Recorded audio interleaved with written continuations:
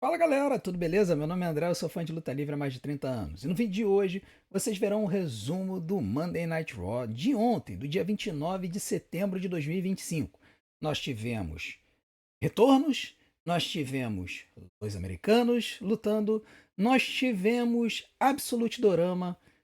O show foi recheado de coisa legal. Então, se você quiser saber tudo o que aconteceu no último Monday Night Raw, assista esse vídeo do começo ao fim, porque já tem luta marcada pro Crown Jewel, graças aos fatos que aconteceram nesse show.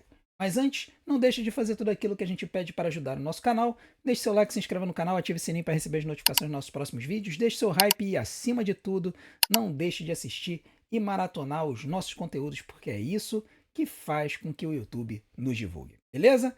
Então vamos embora para mais um resumo do Monday Night Raw, que começou com Rhea Ripley. A Mami está de volta. Ela na semana passada lutou com a Asuka e aí naquela luta ela acabou tomando aquela cusparada de veneno na cara da Asuka. E o Sky veio para ajudar. Aí o Sky foi abraçar ali a Asuka, tal, achou que ia fechar com ela e tudo mais, mas a Asuka foi, deu uma saraivada na cabeça dela, né? Deu um spinning backfish na cabeça dela. E a Kairi Sane ajudou, atacou ela. Depois a Kairi mandou lá um Insane Elbow pra cima da Io Sky. E é lógico que essa semana a Mami não ia deixar barata. Ela veio pro ringue e ela chegou falando que ela estava irritada, que ela sabia que as coisas iam acabar daquele jeito, que ela sabia que ela não podia confiar na Asuka, e ela fala que ela esperava que elas fossem resolver os problemas delas no ringue, ao invés de ficar tendo esses problemas. Então ela queria resolver os problemas com a Asuka Kairi Sane no ringue como verdadeiras guerreiras. Ela critica as duas por terem atacado a Sky, principalmente pelo fato de que elas sempre chamaram a Io de família. E isso faz a Rhea chamar a Asuka e a Kairi Sane para o ringue para resolverem tudo frente a frente. Acontece que a música que toca não é a das Kabuki Warriors, e sim a da Io Sky. A Io Sky ela vem pro ringue, tá claramente triste, assim, arrasada. Ela fala pra Rhea Ripley que quebra o coração dela dizer isso, mas a Rhea Ripley estava certa o tempo todo sobre as Kabuki Warriors. Porém, ela diz que elas são uma família, são a família dela, e por isso ela ainda ama as duas, e por isso ela não pode fazer nada a respeito. E ela simplesmente vai embora. A Rhea Ripley fica chocada, fica abalada, fica triste com isso. Ela fala, poxa, por que Io? E aí, no que a Io tá indo embora, a Asuka e a Kairi Sane vêm por trás e atacam a Rhea Ripley, né? Só que isso foi depois delas aparecerem no telão, né? Que elas aparecem no telão dizendo que foi a Asuka quem fez a Io Sky, quem criou a Io Sky, e agora a Io está do lado da Rhea Ripley.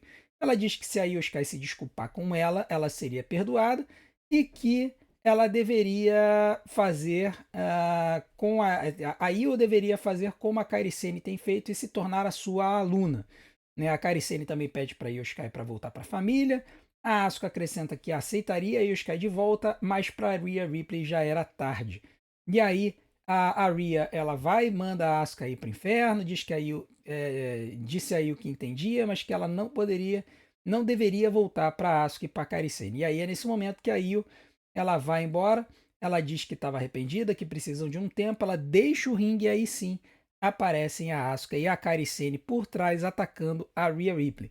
Né? E isso acaba fazendo com que a Io fique dividida, ela fica em dúvida se ela vai ajudar a Rhea Ripley ou não. Ela fica nessa dúvida, tal. Eventualmente ela surta, parte para cima das duas. A Kairi Sane se coloca entre a Io Sky e a Asuka, né? Ela pede para a Io Sky não atacar. E aí, enquanto ela está fazendo isso, a Io Sky hesita e aí a Asuka vai e cospe o veneno na cara da Io Sky, deixando ela completamente em estado de choque e cega. A Kairi Sane fica muito bolada. E aí nós temos essa imagem desesperadora, né? Meu Deus do céu. O fotógrafo que tirou essa foto foi brilhante, sinceramente. Io Sky fica nessa situação. A Rhea Ripley tenta atacar de volta as Kabuki Warriors, mas são duas contra uma, ela não consegue revidar.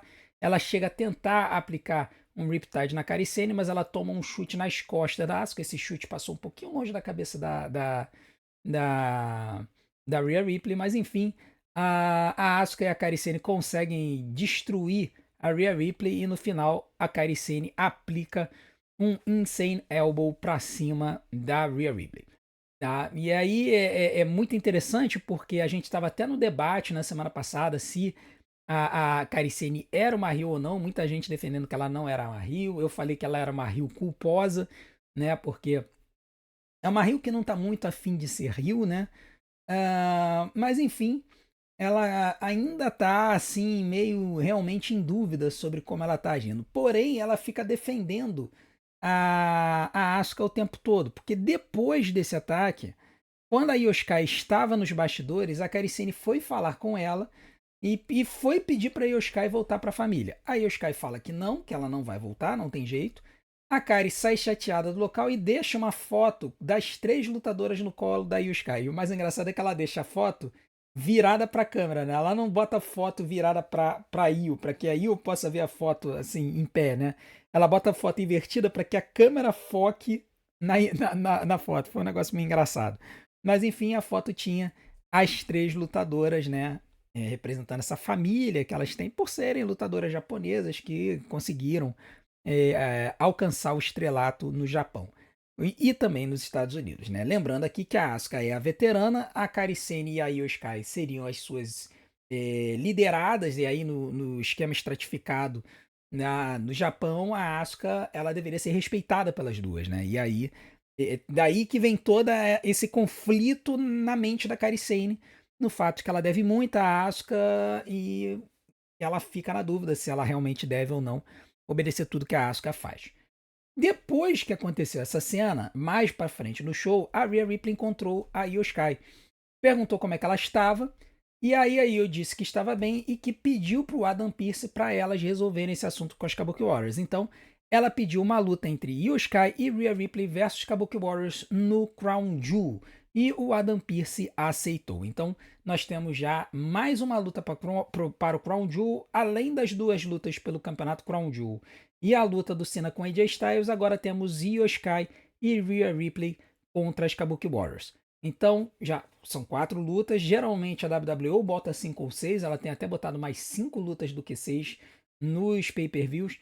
Vamos ver se o que mais a WWE vai colocar para esse pay-per-view aí. Eu ainda estou apostando em Alexa Bliss e Charlotte Flair versus Sol Ruka e Zarya, porque a Zarya também é australiana. Vamos ver se eles vão botar essa luta no Crown Jewel ou se eles vão botar na sexta anterior, né? É bem possível que eles botem também na sexta anterior. Mas enfim, a Rhea Ripley pergunta se a Io Shirai está certa disso, e não sabe se pode confiar na Io Shirai, mas a Io diz que ela pode confiar sim e que ela vai fazer o necessário no Crown Jewel. Então, luta marcada. Vai ficar a dúvida aqui se essa luta realmente vai até o final ou se alguém vai trair alguém, né? A gente pode ter a Kairi Sane traindo a Asuka e a gente pode ter a própria Io Shirai traindo a Rhea Ripley e se tornando vilãs, se unindo às Kabuki Warriors, né? E aí esse dorama só se estenderia. Vamos ver o que vai acontecer. Eu tô achando que isso aí vai desembocar em alguma luta no Survival Series, né? E a gente pode ter até uma situação no War Games em que a gente tem as 4 Joshis da WWE lutando juntas, né? Que seria a Io Shirai, a Kairi Sane, a Asuka e a Julia, né? Então poderia ter um time com as 4 e aí botar mais alguém aí nesse time para poder enfrentar um time de lutadoras não Joshis da WWE. Vamos ver se a WWE vai partir por essa linha. Se isso for a linha de pensamento da WWE, a Io Shirai vai se tornar heel. Vamos ver como é que a WWE vai construir isso. Depois disso, nós tivemos a primeira luta da noite, Dominic Mysterio contra Rusev pelo campeonato intercontinental. Foi uma boa luta, tá? O Dominic Mysterio usando o seu arsenal de golpes, ele usando golpes aéreos, golpes do moveset do Eric Guerreiro e do Rey Mysterio também. Ele tem usado muito golpes dos movesets desses 2 lutadores. E o Rusev brutalizando o Dominic com o seu estilão de luta mais violento. Mas pro final da luta foi muito engraçado, porque o Dominic tentou entrar com os seus 2 cinturões, o cinturão Mega e o cinturão Intercontinental. O juiz tirou o Mega da mão dele, mas o Dominic tinha escondido o Intercontinental, pegou e atacou o Rusev com o campeonato Intercontinental. Só que o Rusev não vendeu. Ele simplesmente pegou assim, oi? Que é isso? Se virou, ele começou a ir pra cima do... na verdade, o Dominic atacou o Rusev com o cinturão, o Rusev não vendeu, e aí, quando o juiz estava ali tentando jogar o cinturão Mega de volta, o Dominic pegou o cinturão, jogou na mão do Rusev e se jogou no chão, como o Ed Guerreiro fazia. Só que o juiz viu. O juiz viu e falou: Você tá maluco, cara? Por que você tá fazendo isso? Eu vi. E aí o Dominic começa a discutir com o árbitro, o Rusev vai pra cima dele, né? Fica aquele salseiro, aquela confusão, porque o juiz tá, ele tira o cinturão e quer jogar fora, o Dominic vai pra cima porque ele quer pegar o cinturão, tal. Nesse salseiro, o Rusev vem por trás que nem um tonto, o Dominic vai lá e dá um coice nas regiões baixas do Rusev e acaba caindo, o Dominic faz um rolamento da morte e vai pro pinfall 1, 2, 3 and still Intercontinental Champion Dominic Mysterio.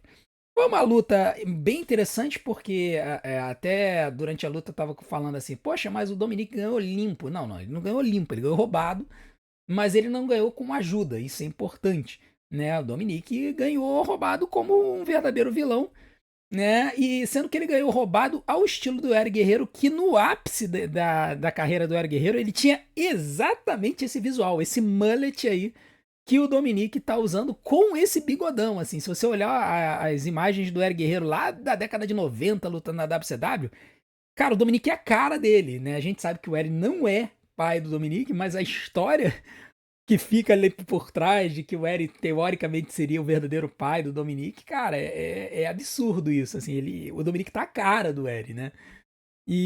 Mas enfim, o Dominic ganhou a luta, o Rusev ficou bem bolado, a luta teve 9 minutos, eu dei 2 estrelas e 3 quartos pra luta. Eu achei uma luta boa, mas assim, podia ter tido um algo a mais nessa luta aí entre os dois. Foi divertida, mas eu fiquei um pouco decepcionado com o final, tá? Depois disso, nós tivemos a segunda luta da noite entre a Bayley e a Raquel Rodrigues. Essa luta ela foi marcada na semana passada, depois que a Bayley derrotou a Roxanne Perez. E aí a Raquel Rodrigues e a Roxanne atacaram a Bayley, a Lyra Valkyria veio ajudar e tudo mais. E aí teve aquela situação que a Bayley, surtada, né, no modo Ding Dong, empurrou a Lyra no chão no ringue, chamou ela de idiota e falou pra ela não chegar perto, né? Muito bem. Essa semana, então, a Bayley teve uma luta marcada com a Raquel Rodrigues. E aí, nos bastidores antes da luta, a Bayley foi no estado eufórico falar com a Lyra, pediu o apoio dela para ela estar no seu corner, mas a Lyra disse que estava cansada dessa Bayley ensandecida, lembrando do empurrão da semana passada, e disse que cansou de dar segundas chances para Bayley, dizendo que ela estaria sozinha nessa luta. Então a Bayley ela vai para a luta enfrentar a Raquel Rodrigues com a Roxanne Perez no corner, sem o apoio da Lara Valkyria. E isso acaba sendo o fiel da balança. A luta foi boa, com a Bayley e a Raquel Rodrigues usando os seus arsenais, a Bayley muito técnica como sempre, a Raquel Rodrigues usando a sua brutalidade, mas pro final da luta a Roxanne Perez ela meteu a garra nas cara da Bayley após uma tentativa de um figure four leg lock. Esse dedo na cara da Bayley acaba fazendo com que ela soltasse o figure four. Logo depois, a Raquel Rodrigues aplica um Big Boot e segue com um Terrana Bomb para 3. Então, vitória da Raquel Rodrigues, né? Numa luta de 10 minutos que eu dou 3 estrelas e um quarto. Novamente, assim, quase que essa luta foi a melhor luta da noite. Acabou não sendo, mas não é que tenha sido uma excelente luta, né? 3 estrelas e um quarto. Foi uma boa luta se tivesse tido um pouquinho mais de tempo, a Bayley tivesse tido um pouquinho mais de desenvolvimento ali na luta, teria sido mais interessante. Mas enfim, o que acontece? Depois da luta, obviamente, a Raquel Rodrigues e a Roxanne Perez começam a estraçalhar a Bayley no ringue. O que acontece? Toca a música da Lara Valkyria, a Lara Valkyria fica na dúvida se vem para ajudar, se não vem para ajudar, se vem para ajudar, se não vem para ajudar. Ela resolve ajudar, ela entra no ringue, ataca a Raquel Rodrigues e a Roxanne Perez. As duas, como tá 2 contra 1, elas conseguem dominar a Lara Valkyria. A Raquel Rodrigues mete ali a Lara Valkyria num camel clutch. Só que aí a Bayley acorda e surta de novo. Ela entra no modo Ding Dong, acerta uma joelhada na cara da Raquel Rodrigues livrando a Lyra Valkyrie, e ela consegue depois aplicar, ela chega a aplicar um Rose Plant, não sei se na Raquel ou na Roxane, despacha as duas para fora do ringue. E aí depois, né, a Lyra não sabe como lidar com a Bayley está no modo Ding Dong, mas ela fala assim: "Ah, tá vendo, sua idiota? A gente conseguiu derrotar elas, tal, não sei o quê". Então, nesse ponto, a Bayley, ela aparece no modo Ding Dong, mas no modo Ding Dong Face. Ficou um negócio meio interessante. É como se as personas dela, tanto a persona a Hugger quanto a persona Ding Dong, estivessem começando a se mesclar. E eu tô achando muito legal esse desenvolvimento da persona da Bayley, justamente porque eles estão trazendo uma complexidade para a personagem dela e há muito tempo a gente não via na WWE. Isso tanto entre homens quanto entre mulheres. Essas camadas de personalidade que estão moldando a persona da Bayley de uma forma que está fazendo a gente se importar com ela. E isso é muito, muito, muito legal. Porque a Bayley é uma excelente lutadora no ringue, mas ela pecava por conta de ter uma persona genérica. E agora o que a gente está vendo é uma coisa completamente diferente, uma mescla, uma fusão das personas antigas dela numa nova Bayley. E tá sendo muito legal de ver isso. É uma das histórias que mais me anima de assistir o Raw. É essa virada da persona da Bayley. Parabéns para a equipe criativa da WWE, porque realmente está fazendo um excelente trabalho com ela. Depois disso, nós tivemos a terceira luta da noite entre LA Knight e Kofi Kingston. Essa luta você pode achar estranha, e realmente ela foi estranha, ela foi meio aleatória, tá? Ela surgiu sendo marcada mais cedo, quando o LA Knight estava pedindo uma luta pelo Campeonato Mundial para o Adam Pearce, e o New Day interrompeu a conversa pedindo uma luta pelo título de duplas, né? O LA Knight se irrita, fala para os dois ficarem na deles, porque ali era assunto de gente grande, mas o Kofi Kingston chega e fala: pô, você tá falando de campeonato mundial? Eu sou um ex-campeão mundial, se alguém merece respeito aqui, se alguém sou eu. E aí o LA Knight chega e fala: então tá bom, quero uma luta com você, o ex-campeão mundial. Ele pede a luta para Adam Pearce, o Kofi Kingston reclama, o Adam Pearce chega e fala: mas eu gostei da ideia, essa luta é oficial. Então daí que veio essa luta entre LA Knight e Kofi Kingston. O Xavier Woods estava do lado de fora. Foi uma boa luta, o Kofi Kingston usou seu movimento aéreo, o LA Knight usou seu moveset. Às vezes eu fico com a impressão assim que o LA Knight ele não varia muito o seu moveset nas lutas. Eu particularmente não gosto disso. Eu não me importo de um lutador usar um moveset conhecido nas suas lutas, mas eu gosto quando o lutador ele dá uma variada de vez em quando. E o LA Knight a gente não vê muitas variações nas lutas dele. Isso me incomoda um pouco. Mas enfim, a luta, como eu disse, ela foi boa. Mas no final das contas, o Xavier Woods tentou atrapalhar, o LA Knight acertou um clothesline na hora que ele foi tentar dar aquele elbow drop da terceira corda, o Xavier Woods atrapalhou, ele se jogou para cima dele, a luta continuou mais um pouquinho, o Kofi Kingston evitou ali um golpe, tentou dar o Trouble in Paradise, o LA Knight evitou, os dois se entreveram, se engalfinharam mais um pouco, e aí o LA Knight aplicou um BFT do nada, no Kofi Kingston para 3. Então, vitória do LA Knight, uma luta de 10 minutos, mais uma luta com tempo de televisão, né? A gente já sabe que, assim, WWE, lutas, hoje em dia, nos shows semanais, o segmento inteiro, contando as entradas, 15 minutos. Esse a gente já sabe, dificilmente uma luta passa disso. Então, LA Knight venceu, 10 minutos de luta, 3 estrelas, foi uma boa luta de TV e nada mais. Apenas para dar uma vitória para o LA Knight, coitado, que estava perdendo. Acho que o pessoal falou da última vez que ele tinha tido 6 derrotas seguidas em lutas de TV. E aí, finalmente, ele quebrou aí essa streak negativa e conseguiu vencer. Depois disso, nós tivemos um segmento do Seth Rollins e do Cody Rhodes no ringue.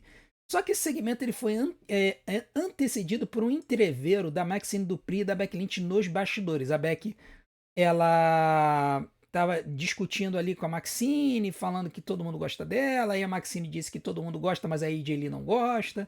O Tozawa ri da cara da Becky Lynch, a Becky Lynch dá um direto na cara do Tozawa, a Maxine fica bolada, a Becky Lynch vai embora, depois volta, acerta a Maxine, e no final das contas isso aí serve para setar uma luta entre a Becky Lynch e a Maxine na semana que vem.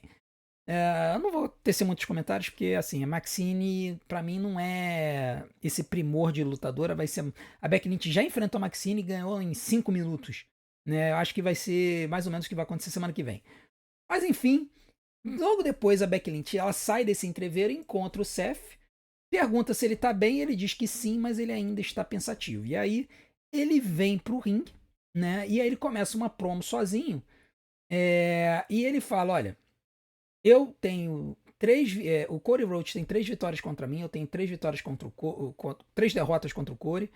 Mas isso não me incomoda porque os dois mudaram de lá pra cá e os dois agora estão no auge. Detalhe que essas lutas aconteceram há 2, 3 anos atrás, mas enfim, não é uma coisa de 10, 15 anos atrás, né? 2, 3 anos atrás. Mas o Seth, ele declara que a luta deles no Crown Jewel vai decidir o futuro da indústria. Eu achei um pouco exagero, mas enfim. Ele se autoproclamou responsável por levar a WWE para uma nova era dourada.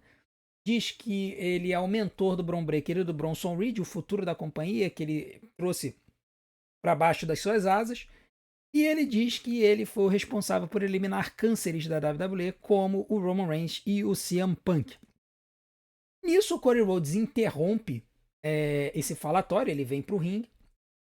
E ele diz que os fãs é que controlam o futuro e não o Seth Rollins ou ele mesmo, Cody Rhodes. Assim, é o público que controla o futuro da companhia. O Corey acusa o Paul Heyman de ter enviado o Bronson Reed e o Bron Breakker para o SmackDown e passando por cima do Seth Rollins. E aí ele pergunta se quem manda no Division é ele, Seth Rollins, ou se é o Paul Heyman. O Seth Rollins ele retruca, fala que todas as decisões passam por ele. E ele mandou o Bron Breakker e o Bronson Reed para o SmackDown para ensinar uma lição ao Corey. Mas o Corey chega e pergunta: pô, mas e a história do Paul Heyman apresentando o Brock Lesnar? Aquilo também foi sua ideia? E aí o Seth de novo fala que sim, que tudo passa por ele. Mas claramente ele tá falando isso meio que a contragosto, né? Aí o Corey ele tenta focar no combate, ele fala que falou sobre como eles se veriam dali a 20 anos, fala que eles seriam dois caras nos bastidores, sentados, falando pro futuro, para os demais lutadores da companhia e tudo mais. O Seth diz que isso não vai acontecer, que eles não vão ficar sentados nos bastidores, que eles nunca foram amigos, que eles não serão, porque o Corey havia falado que achava que eles eram amigos depois do que havia acontecido na WrestleMania 40. E aí o Seth Rollins ele diz que depois do Crown Jewel ele vai reescrever a linha do tempo, limpando o passado dessas situações em que o Seth ajudou o Corey e deixa o ringue. Assim, cara, o Seth ele tá passando realmente uma ideia de que ele está transtornado com essa luta com o Corey, porque o Corey tá jogando umas verdades na cara dele e tá falando o seguinte: olha, você tá aí com essa pose de machão e tudo mais, mas cara, você me ajudou na WrestleMania 40, você fez a minha carreira e tudo mais, e eu pensava que a gente era amigo. Então, é muito interessante ver como é que a WWE tá construindo essa história e como é que o Seth ele tá ficando ali meio transtornado com essa história toda, né? Ele está com sentimentos conflitantes com relação a essa luta. Tá? Durante o show eles também mostraram uma vinheta falando do passado dos dois. Eu não traduzi durante a live, mas foi uma vinheta bem interessante que traz um pouco mais de conteúdo para essa luta, né? E torna a luta mais pessoal. Essa luta de título lutador campeão contra campeão fica um negócio assim meio estranho, meio solto no ar. Inclusive Stephanie Vaquer e Tiffany Stratton tiveram ali um olhar, um entreolhar ali entre as duas durante o show. Mas, assim, não agregou nada. A Stephanie Vacan falou que vai ganhar o título, que ela é lá primeira.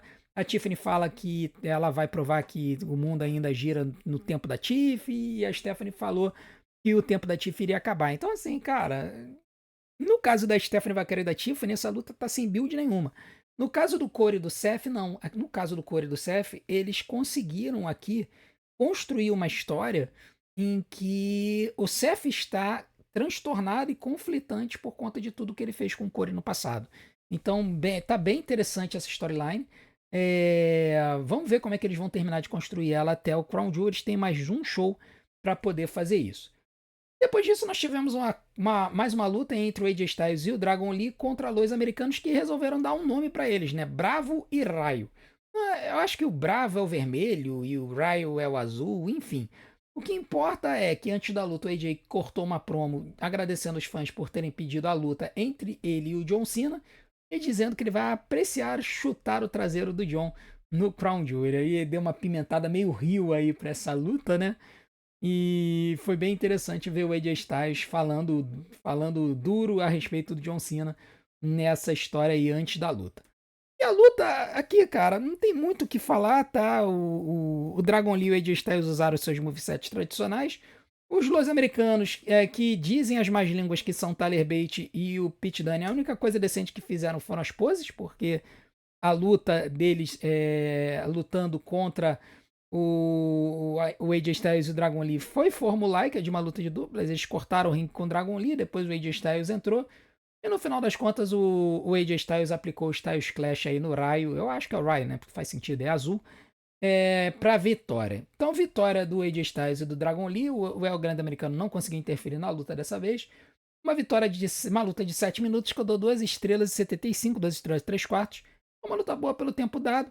E tava na cara que o AJ Styles ia vencer. Eles não iam fazer o AJ Styles perder uma luta antes de lutar contra o John Cena lá no Crown Jewel, tá? Então, a vitóriazinha básica para dar uma moral pro AJ Styles antes do clássico que ele vai ter com o John Cena daqui a uma semana e alguma coisinha. E por fim, a gente teve a luta dos The Usos contra os Bron Brons, uma luta Tornado Tag Team. Essa foi uma luta que foi marcada na semana passada, tá? Isso por conta de todos os entreveros que aconteceram entre eles no WrestlePalooza e depois na luta do Jey Uso contra o LA Knight na semana passada, que os Bron Brons vieram, interferiram, aí atacaram o LA Knight, o Jey Uso deu as costas, o Jimmy Uso veio, ajudou, então aquela história toda. Quando foi por conta disso, eles marcaram essa luta Tornado no show de hoje. Uma luta Tornado Tag Team nada mais é do que uma luta de 4 lutadores se engalfinhando no ringue fora dele. Não tem tag, não tem desclassificação, não tem count-out. Então é como se fosse uma briga de rua entre duas duplas. E a verdade é que antes da luta, nós vimos uma questãozinha ali do Jimmy e do Jay, né? Em que eles estavam bem preocupados ali, estavam se preparando para a luta. O Jimmy, preocupado, perguntou para o Jay por que ele não ajudou o LA Knight e a ele mesmo na semana passada. O Jay disse que não ajudou porque o LA Knight tem causado derrota para eles ultimamente. E aí o Jimmy, ao questionar essa atitude egoísta do Jay, faz o Jay dizer que ele não é campeão mundial porque ele fica pensando muito nos outros. E aí o Jimmy não entenderia isso, dando a entender, jogando na cara do Jimmy que ele não entenderia isso porque ele não é um ex-campeão mundial. Isso deixa o Jimmy meio bolado. O Jay deixa ele sozinho, vai embora e o Jimmy fica chateado e preocupado. Já mais pra frente do show, antes dos Bron Brons entrarem no ringue, teve a situação em que o Paul Heyman tá olhando ali pronto para entrar com os Bron Brons, ele encontra o Seth Rollins e o Seth Rollins ele tá pensativo, né? Pensativo, olhando pro relógio lá, tal, que o Corey tinha dado para ele na WrestleMania 40. Ou ele tá num estado quase catatônico. O Paul Heyman pergunta se ele tá bem e o Seth fica dizendo que ele precisa bater ele. No caso, o Cody Rhodes. Isso deixa o Paul Heyman meio preocupado, mas ele leva os Bron Brons pro ringue para lutarem contra os Usos. E a luta, cara, foi uma luta boa, tá? Uma luta em que eles voaram, se estraçalharam ao longo do ringue. O ponto alto da luta foi um airbreaker que o Bron Breakker deu no Jimmy Uso. Eu acho que foi o Jimmy Uso. Esse é o Jimmy Uso. Correndo pela barricada e voando para cima do Jimmy, aplicando o airbreaker e destruindo a mesa, né? E aí foi muito engraçado que na live teve uma pessoa que perguntou assim, pô, qual é a diferença dessa mesa para mesa reforçada? E aí eu falei, a diferença é que essa mesa não tem os parafusos, né? Que é o que faz com que a mesa imploda. Enfim, a luta continuou, o Bron Breakker deu um spear no Jey Uso, ele e o Bronson continuaram a atacar o Jay. O Jimmy estava soterrado em destroços do lado de fora, então eles brutalizaram o Jay. O Jimmy ainda conseguiu voltar, mas o Jay estava bem acabadinho, e aí os dois conseguiram destruir o Jimmy também. Quando eles prepararam o Jay e o Jimmy para poderem tomar o tsunami do Bronson Reed, tocou a música do chefe da tribo e Roman Reigns voltou para a WWE. Pela 15ª vez esse ano, como o pessoal notou no chat. Mas enfim, o Roman Reigns voltou para a WWE, deixando o Paul Heyman absolutamente chocado. O Roman Reigns entra no ringue com uma cadeira, ele já havia acertado o Bron Breakker do lado de fora, ele entra, acerta o Bronson Reed, começa a destruir os Brons.